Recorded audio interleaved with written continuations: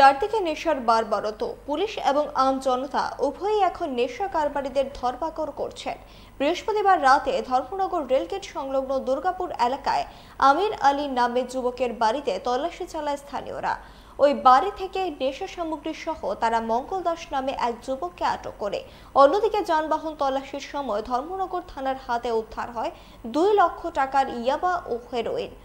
নিয়মিত যানবাহন তল্লাশির সময় পানিসাগর থানাধীন দক্ষিণ পদ্মবিল এলাকার কমলনাথকে আটক করা হয়। তার কথায় অসংলগ্নতা দেখে তল্লাশি চালায় পুলিশ, তখনই নেশা সামগ্রী উদ্ধার হয়। এটা আমাদের ভেহিকেল চেকিং এর সময় আজকে বিকালবেলায় থানার সামনে একটা নাম্বারলেস এবং হেলমেটলেস বাইক রাইডারকে ডিটেইন করা হয়।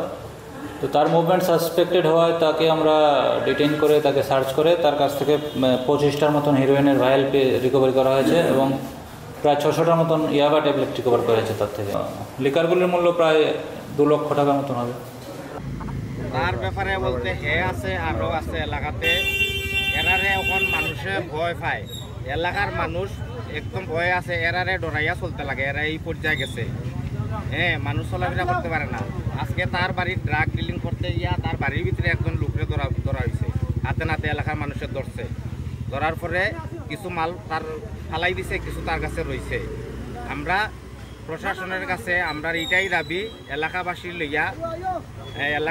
দাবি এটাই যে আগামী দিনে এই এলাকাতে যাতে ড্রাগস ব্যবসায়ী যারা ড্রাগসের লগে যুক্ত ড্রাগসের ব্যবসা করে সবাইকে আইনের আওতায় আনিয়া এরারে শাস্তি দেওয়া হইতো।